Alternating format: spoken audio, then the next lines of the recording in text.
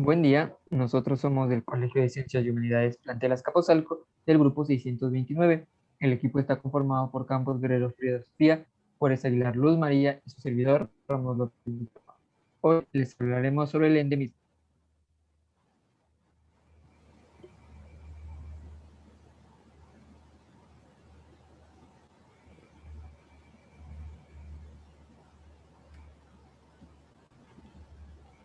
En esta presentación se hablarán acerca de dos especies. Primero tenemos al Lepofora williamsi, o mejor conocido como el peyote, que es un cactus sin espinas, endémico de México, y a lo largo de la historia ha sido ocupado por el hombre para diversos usos: alimenticio, medicinal y terapéutico. La palabra peyote se asemeja a un origen azteca que significa disturbio o estimulación. La primera descripción completa que se menciona sobre el peyote se encuentra en The Historia Plantarum Novae Hispaniae, de Francisco Hernández, médico español que recopiló información de botánica de aproximadamente 300 plantas, y la primera descripción sobre los efectos del peyote en el cuerpo y mente. Fue escrita en 1591 por Juan Cárdenas bajo el título de Problemas y secretos maravillosos de las Indias. Actualmente esta planta es sagrada para las culturas indígenas como lo son los tarahumaras y para los huicholes, que lo llaman hiruki o jicuri. Ubicación: el peyote se distribuye sobre el sur de Texas hasta San Luis Potosí, Zacatecas, Tamaulipas, Nuevo León, Coahuila y Chihuahua. Otro género endémico es el Lepofora difusa, que se encuentra en los estados de Querétaro, Hidalgo y San Luis Potosí.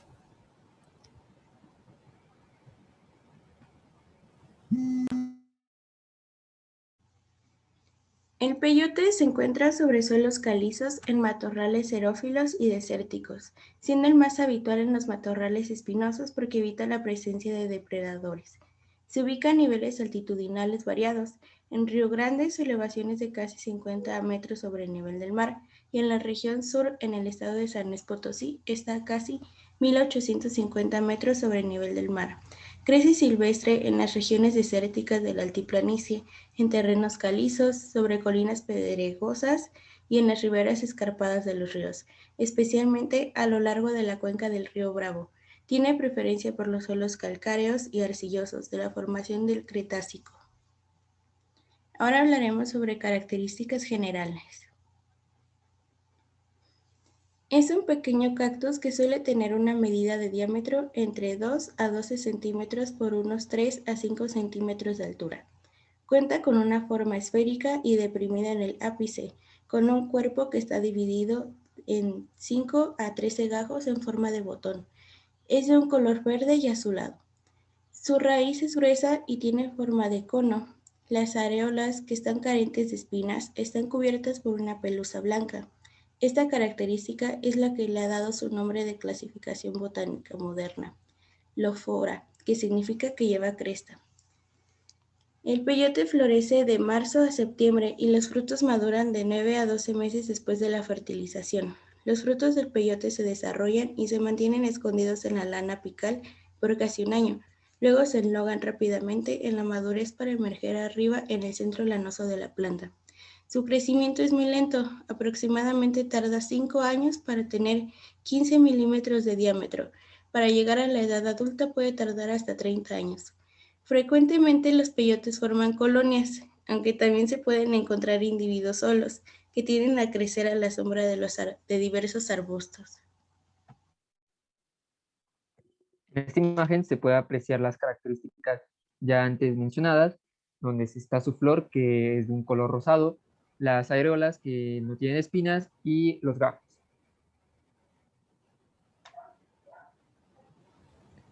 Los usos por las tribus. Desde antes de la llegada de los españoles a Mesoamérica, esta planta ya era venerada. En los indios de Norteamérica, el peyote es utilizado como una medicina potente. Edward Palmer, que realizó investigaciones botánicas en el siglo XIX, reportó que el peyote se ocupaba como remedio de la fiebre, para incrementar la lactancia, para los dolores de espalda, para inducir a un sueño reparador. También, como con otras plantas, se ocupaba para curar enfermedades como el reumatismo, las mordeduras de serpiente y alacranes, y para aliviar las contusiones. Los indígenas en México lo utilizan para proteger de enfermedades y crear una barrera contra las malas influencias. Sus propiedades farmacológicas. Esta es una gran característica de esta planta. El primer reporte que se tiene de la presencia de alcaloides fue realizada por el alemán Lewis John R. Briggs en 1837, que es un médico estadounidense, escribió acerca del peyote, lo que hizo que se popularizara ya fuera de las colonias indígenas, como en países como Estados Unidos. Otro fármaco alemán fue Arthur Heffer, que descubrió más alcanos como lo fueron la peyotina y la mescalina. La mescalina es el principal psicoactivo de la planta. Actualmente se conocen más de 55 sustancias alcaloides que han sido aisladas del peyote y descifradas sus efectos.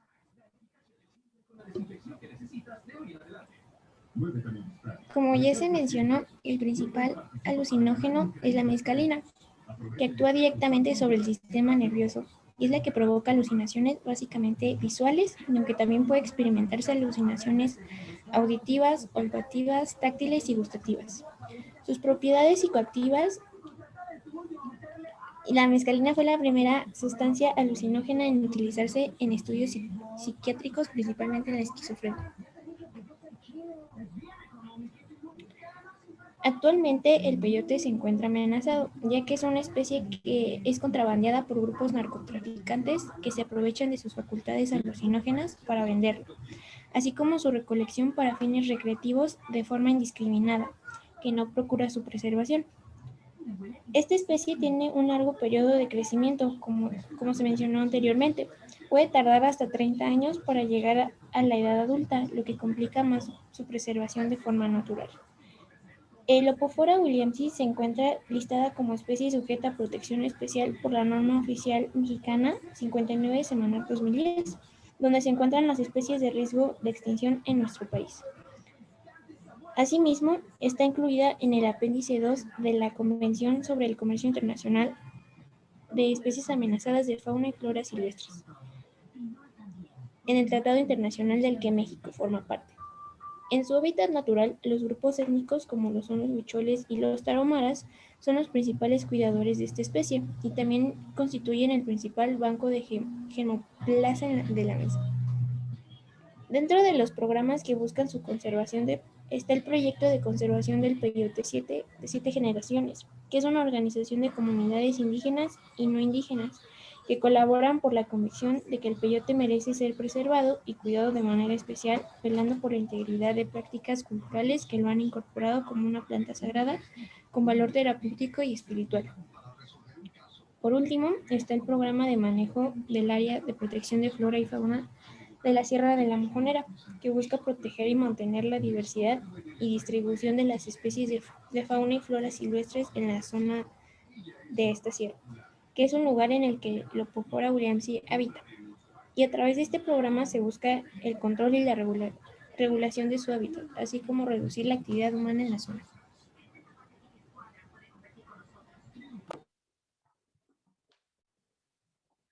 El área natural protegida del sitio sagrado natural de Wiricuta. Wiricuta es uno de los territorios más sagrados dentro de la cosmología de los Wixárika, ya que según sus creencias, la creación del mundo ocurrió en dicho sitio. Se encuentra en el estado de San Luis Potosí, parte de los municipios de 14, Charcas, Matehuala, Villa de Guadalupe, Villa de la Paz y Villa de Ramos. Es un área natural protegida por el estado de San Luis Potosí, declarada el 7 de octubre del 2000 como sitio sagrado natural de Wiricuta y la Ruta Histórico-Cultural de Pueblo Wixárika. Cuenta con un área de 140.200 hectáreas y 138,78 kilómetros de la ruta histórico-cultural del pueblo Wixárika. Conforme a la flora que se encuentra en este sitio, está conformada por 526 especies, de las cuales se han determinado 19 que están incluidas en la norma oficial mexicana 59 Semarnat 2010. Por otro lado, se reportan 96 especies de aves dentro de la reserva de Wiricuta, además de que 16 de estas 96 especies están registradas dentro de la norma oficial 59 Semarnat 2010, por lo que el área natural protegida es de gran importancia para la conservación de las especies en riesgo. De la segunda especie de la que hablaremos es el Ambistoma mexicano, o mejor conocido como el ajolote. El ajolote proviene del náhuatl axolotl, que significa monstruo de agua. Es una especie de anfibio caudado de la familia Ambistomatidae. Es endémico del sistema lacustre de la Cuenca de México y ha tenido una gran influencia en la cultura mexicana. El ajolote, antes de que sus poblaciones se vieran fuertemente disminuidas, habitaba en todo el complejo lagunar del valle, incluyendo los lagos de Texcoco y Chalco, también encontrándose distribuidos por Tlaxcala, en el municipio del Carmen Tequesquitlán. Sin embargo, hoy en día se encuentra únicamente en el complejo lacustre de Xochimilco, que está cercano a la Ciudad de México. Su hábitat. El ajolote difiere de la mayoría del resto de las salamandras que usualmente viven permanentemente dentro del agua, pero en casos extremadamente raros, el ajolote madura y sale del agua, pero en la mayoría de los casos prefiere permanecer en el fondo de los lagos y canales de Xochimilco. Sus características. El ajolote normalmente mide 15 centímetros, pero se han dado casos en el que puede llegar a alcanzar hasta los 30. Es longevo porque alcanza 15 años de edad y de color suelen ser negros o marrón moteado, aunque también son relativamente comunes las variedades albinas y blancas, especialmente entre especímenes criados en cautividad. El ajolote está acostumbrado a hacer el papel de depredador en su hábitat, sin embargo, se ha visto amenazado por peces de mayor tamaño que han sido introducidos por el humano, así como aves como las garzas.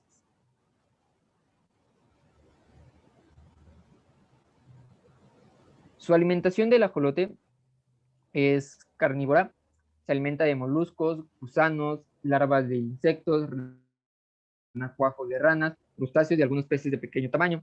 En cautiverio se les alimenta con artemias adultas, pececillos y tubifex. El ajolote, para cazar a sus presas, las localiza mediante el olor.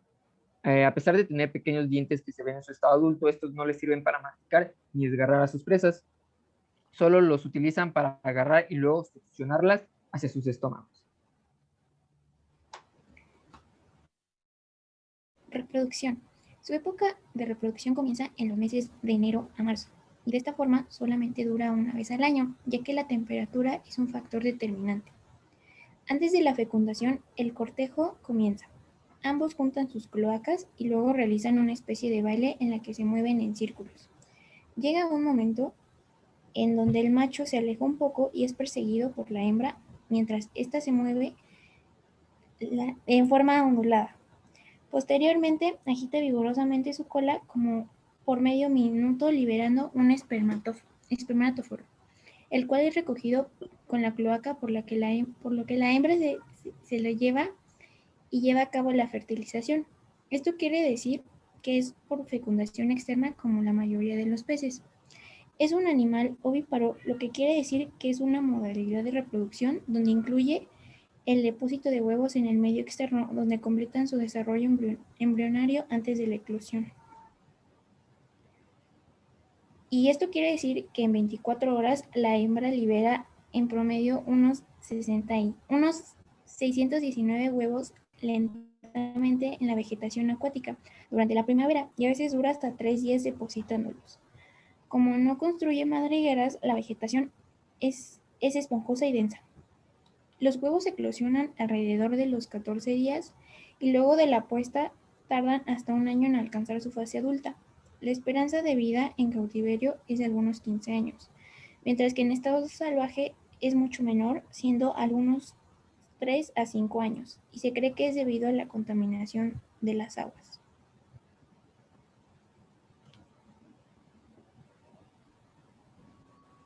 El ajolote es un vertebrado con la capacidad de regenerarse por sí mismo. Cuenta con un genoma de 32.000 millones de pares de bases de ADN, 10 veces más grande que el del ser humano. Al descifrar toda su secuencia, existe la posibilidad de que los científicos comprendan procesos moleculares que potencialmente son empleados en medicina regenerativa. y para tratar afecciones asociadas con el cáncer y también al envejecimiento. Históricamente está planteado que las secuencias repetidas son importantes para la evolución de los genomas, aunque no ha quedado del todo claro. El investigador universitario Félix Resilla Targa, que es el director del Instituto de Fisiología Celular de la UNAM, plantea que estas secuencias repetidas tendrían alguna influencia en la regeneración de los tejidos, sobre todo en casos como el ajolote y la salamandra. Es por esto que el ajolote es un extraordinario modelo de estudio en biología del desarrollo, por su capacidad de regenerarse. No obstante, es difícil saber si la ciencia podrá trasladar algunas de sus habilidades genéticas a los humanos.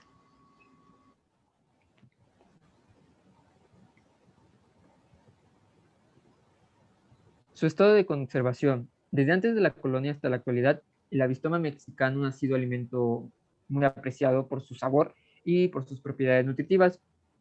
Lo preparan en sopas y guisados y también se aprovecha en la medicina tradicional en fórmulas de jarabe, pomada o infusiones.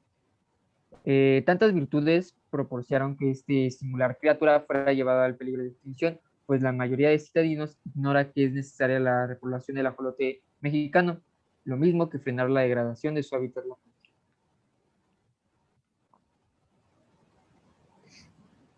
A pesar de que existe la norma oficial mexicana 59 de la Semarnat 2010, se le sigue capturando por tradición. Y de esta forma, los acuarios lo venden de manera clandestina, ya que se le considera como una especie rara. Entre los esfuerzos emprendidos para rescatar el ajolote, destaca el Plan de Rescate Ecológico de Xochimilco, iniciado en 1989, del que es parte el proyecto Conservación del Ajolote, y mediante su cultivo y siembra en el Parque Ecológico de Xochimilco, asociado por la Comisión Nacional para el Conocimiento y Uso de la Biodiversidad, CONABIO, y desarrollado por el Patronato del Parque Ecológico de Xochimilco, que busca preservar y hacer una explotación racional de la especie.